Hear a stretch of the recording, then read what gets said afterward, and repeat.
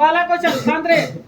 एक ठोस एक अर्धगोले पर खड़े एक शंकु के आकार का, एक ठोस है जो अर्धगोले पे खड़ा है, क्या है? शंकु के आकार का। अर्धगोला पे कौन खड़ा है? ध्यान से क्वेश्चन को समझिए। देखिए अर्धगोला है,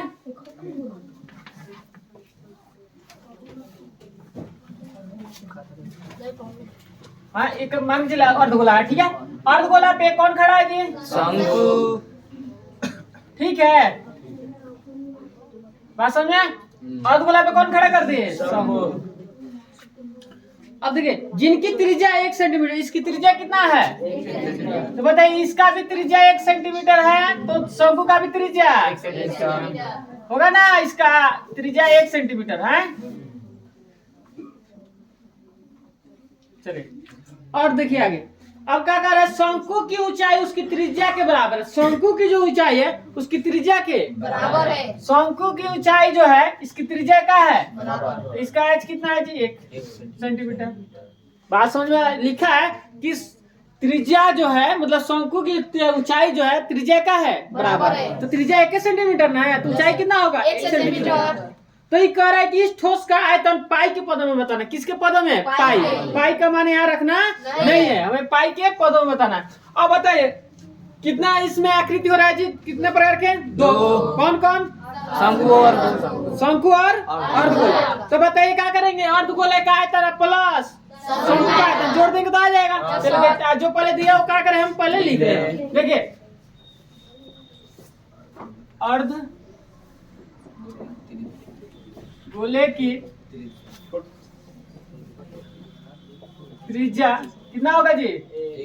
1 सेंटीमीटर। तो बताइए अर्धगोले की त्रिज्या 1 सेंटीमीटर होगा तो शंकु की भी त्रिज्या शंकु की त्रिज्या कितना होगा? 1 सेंटीमीटर। दोनों को बराबर है इसलिए आर लिखे हैं, बड़ा छोटा आर नहीं लिखे हैं, ठीक है। आ रहा है समझ में? किसी को दिक्कत? ऐसा अब देखिए शंकु की ऊंचाई कितना है जी? एच कितना सेंटीमीटर? 1 सेंटीमीटर ना। अब बताइए इसका क्या पूछ रहा है जी हमें? आयतन, ठीक है। ठोस का आयतन, ठोस का आयतन, ये आकृति हो रहा है ठोस, इसका आयतन। तो बताइए क्या करेंगे? अर्धगोले का आयतन भी, ठीक है, वैल्यूम, ठीक है। वैल्यूम मतलब होता है आयतन। अब प्लस आप हिंदी में भी लिख सकते हैं, कोई दिक्कत नहीं। अर्धगोले का आयतन प्लस शंकु का आयतन, ऐसे आप हिंदी में लिख लीजिएगा अगर लिखना होगा तो। अर्धगोले का आयतन प्लस शंकु का आयतन, दोनों का आयतन जोड़ेंगे तो आ जाएगा। अब अर्धगोले का आयतन क्या होता है? बोलिए 2/3 पाई प्लस शंकु का आयतन। किसी को दिक्कत? तो आप बताइए कॉमन ले किसी में, इसी में रखते हैं, कॉमन नहीं लेते हैं, ठीक है। 2/3 पाई के हम पाई रखेंगे, बात समझे। आर बताइए आर कितना है? 1 सेंटीमीटर है, इसका क्यू प्लस 1/3 पाई रखेंगे ऐसे। आर कितना है? 1 सेंटीमीटर है, इसका स्क्वायर। अब गुड़े एच कितना है? 1 सेंटीमीटर। आ रहा है समझे? किसी को दिक्कत? आराम से समझिए, किसी को दिक्कत है तो पूछ लीजिए, दिक्कत नहीं ना है। चले आधे 2/3 पाई। अब बताइए 1 के लाखों बार आप गुणा कीजिए, क्या होगा? 1 cm³ होगा प्लस 1/3 पाई। अब 1 के भी बताइए, 1 के 2 बार गुणा के होगा, 1 में इससे गुणा होगा तो 1 के होगा, तो क्या होगा जी? 1 cm³। आया समझ में? किसी को दिक्कत?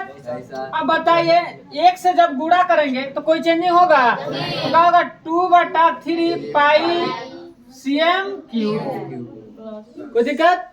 अरे 1 से गुणा होगा तो यही हो जाएगा cm³। अब प्लस 1 से गुणा होगा ना तो क्या होगा? 1/3 पाई cm³। किसी को दिक्कत? 3 का एलसीएम कितना होगा? 3 एकम 3 तो 2 एकम 2 पाई cm³। किसी को दिक्कत? प्लस तीन एकम 3 तो 1 पाई हो जाएगा CM क्यूब। किसी को दिक्कत है? अब आप बताइए यहाँ रजिए, जोड़ेंगे तो कितना होगा? 3 पाई CM क्यूब बटा 3 से 3 तो बताइए क्या बचा? पाई CM क्यूब। आप बताइए, देखिए आपका आयतन आ गया कितना? पाई CM क्यूब। मतलब अगर देखिए यहाँ एक और चीज समझ लीजिए, सुनिए, कभी भी आप लिखिएगा तो यहाँ स्क्वायर मत लिखिएगा या CM सिर्फ मत लिखिएगा। आयतन किस में निकलता है? घन में, मतलब घन में, ठीक है, घन इसको बोलेंगे, इसको घन में। और क्षेत्रफल किस में निकलता है? वर्ग में। बात समझ में? तो आयतन निकालेगा यहाँ क्यू जरूर लगेगा। मीटर होगा तो मीटर क्यू, CM होगा CM क्यू, MM होता है M क्यू, ठीक है, बात समझे? चलिए तो लिख लीजिए।